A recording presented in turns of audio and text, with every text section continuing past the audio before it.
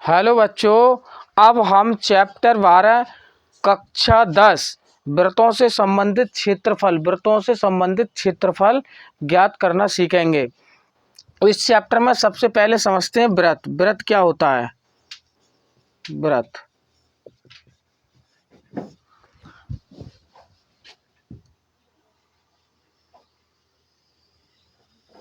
देखो बच्चों, वृत्त अनंत बिंदुओं का संग्रह जो एक निश्चित बिंदु से समान दूरी पर हों, वो एक वृत्त कहलाता है। जैसे इसका सेंटर ये है और इस परिधि पर अनेक बिंदु हैं, अनेक बिंदु, तो वृत्त क्या बनेगा? अनेक बिंदुओं का संग्रह। अनेक बिंदुओं का संग्रह जो एक निश्चित बिंदु से समान दूरी पर स्थित हो, वृत्त कहलाता है। अब बच्चों, इसका जो सेंटर से जाती हुई एक लाइन खींची, इसको कहते हैं व्यास। इसको कहते हैं व्यास। वृत्त के कितनी दो पॉइंटों पर कोई रेखाखंड काटता है तो इसको कहते हैं जीवा। जीवा याद रखना, सबसे बड़ी जीवा ही वृत्त का व्यास कहलाती है, क्योंकि ये सेंटर से होकर जाती है, इसलिए ये सबसे बड़ी जीवा है। इससे बड़ी जीवा आप वृत्त में कोई नहीं हो सकती, इसलिए व्यास कहलाती है। और व्यास का आधा, यहाँ से ये आधा कहलाती है त्रिज्या। इसे कहते हैं हम त्रिज्या। त्रिज्या वृत्त व्यास की आधी त्रिज्या कहलाती है। और वृत्त की ये दूरी ये कहलाती है परिधि। परिधि या परिधि कहो या परिमाप कहो। परिमाप, वृत्त की परिधि या परिमाप। अब बच्चों, इतना समझने के बाद हम समझते हैं कि हमने परिधि समझा। परिधि इसको बोलते हैं जो चारों तरफ इसके घूम लो तो इसकी वृत्त की परिधि हो गई। और यहाँ से यहाँ तक इसकी त्रिज्या हो गई। यहाँ से यहाँ तक इसे आर मान लो, यहाँ से यहाँ तक इसे आर मान लो, तो जो इसकी त्रिज्या, इतनी त्रिज्या जो कहलाएगी, ये इसकी जीवा हो गई। इसमें अब एक सूत्र बनाते हैं। सूत्र आपको याद रखने हैं कि वृत्त की परिधि क्या होती है। तो यहाँ लिख रहा हूँ वृत्त की परिधि। वृत्त की परिधि याद रखना, परिधि या परिमाप एक ही बात होती है, तो याद रखना 2 पाई आर। 2 pi are. इसके लिए कहीं कमाएं, आप कंफ्यूज नहीं होना है, कहीं ऐसे भी लिखा होगा पाई डी। पाई डी, डी का मतलब 2 आर। 2 आर होता है। दूसरा फार्मूला है कि त्रिज्या बराबर व्यास बटे 2।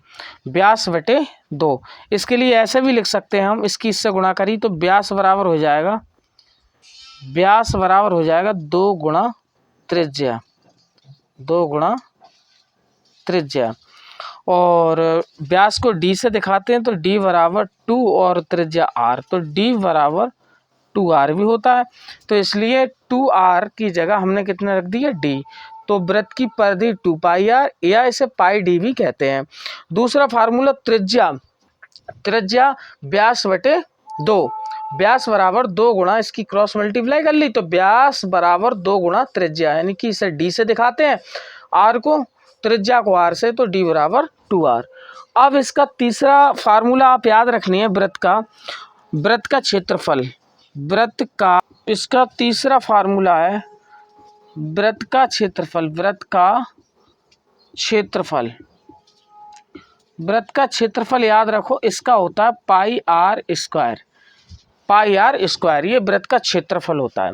अब बच्चों, इसके बाद हमने इतनी चीज सीखी, अब एक वृत्त और बनाते हैं हम।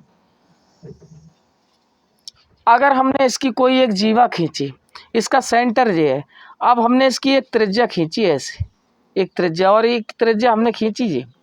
अब इससे घिरा हुआ जे वाला क्षेत्र, यहाँ मान के चलो एंगल बन गया थीटा, कोई एंगल बन गया थीटा, और ये पूरा का पूरा क्षेत्र कहलाता है त्रिज्यखंड। क्या कहलाता है? त्रिज्यखंड। त्रिज्याओं से घिरा हुआ क्षेत्र त्रिज्यखंड। और जे ऊपर का भी त्रिज्याओं से घिरा हुआ है, तो ये बड़ा क्षेत्र है और ये छोटा क्षेत्र है, तो ये लघु त्रिज्यखंड कहलाता है, और ये दीर्घ त्रिज्यखंड कहलाता है। इसको कहते हैं लघु त्रिज्यखंड। त्रज्यखंड, इसे लघु त्रज्यखंड, इसे कहते हैं हम लघु त्रज्यखंड। इसके लिए कहेंगे लघु त्रज्यखंड, और इसके लिए कहेंगे दीर्घ त्रज्यखंड, दीर्घ त्रज्यखंड, दीर्घ त्रज्यखंड। त्रिज्याओं से घिरी हुई आकृति त्रज्यखंड कहलाती है। ये दो त्रिज्याएं, इनसे ये आकृति घिरी है, और ये हमारा चाप कहलाता है, लघु चाप, और ये दीर्घ चाप है। तो अब इसका अगर क्षेत्रफल निकालने हो, त्रज्यखंड का क्षेत्रफल अगर हमें निकालने हो तो कैसे निकालते हैं त्रज्यखंड का क्षेत्रफल? तो ये अगला फार्मूला बनेगा चौथा, इधर लिखता हूं मैं, इसे मिटाता हूं।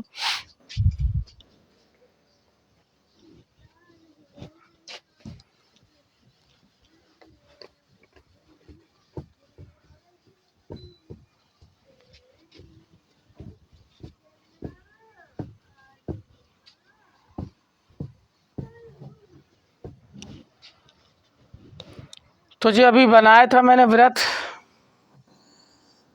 इसका सेंटर जो है और इससे घिरा हुआ जो मैंने बताया था इसका थीटा एंगल, और ये पूरा का पूरा क्षेत्र कहलाता है त्रज्यखंड। इससे छोटा है तो इसे लघु त्रज्यखंड कहेंगे, लघु त्रज्यखंड, और इसे दीर्घ त्रज्यखंड कहते हैं, दीर्घ त्रज्यखंड। ये इसका कोण है। अब इसका क्षेत्रफल कैसे निकालते हैं? तो यहाँ लिख रहा हूं मैं लघु त्रज्यखंड का क्षेत्रफल या त्रज्यखंड का क्षेत्रफल, त्रज्यखंड का क्षेत्रफल। तो बच्चों याद रखना थीटा अपॉन 360, थीटा अपॉन 360 गुणा पाई आर स्क्वायर, ये इसका सूत्र होता है। त्रज्यखंड का क्षेत्रफल होता है थीटा अपॉन 360 गुणा पाई आर स्क्वायर। अब चाप है, चाप की अगर लंबाई पूछी जाए कि किसी वृत्त में चाप की लंबाई बताइए, तो इसका फार्मूला है चाप की लंबाई निकालने का। तो चाप की लंबाई कैसे निकालेंगे? चाप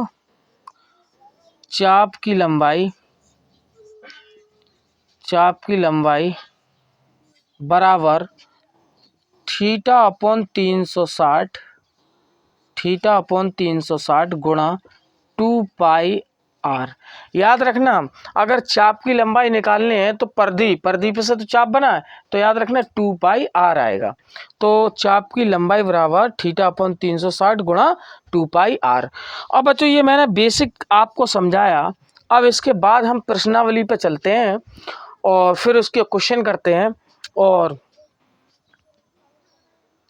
अब बच्चों हम 12.3 एक्सरसाइज के क्वेश्चन करेंगे और क्वेश्चन अगली वीडियो में मिलेंगे आपके लिए। तब तक आप इनका अध्ययन करिए और इस वीडियो को ज़्यादा से ज़्यादा लोगों के पास पहुंचाइए और शेयर करिए, और हमारे इस वीडियो को लाइक करिए और चैनल को सब्सक्राइब कर लीजिए, जिससे कि आपको बढ़िया से बढ़िया वीडियो हम आप तक पहुंचा सकें। Thank you.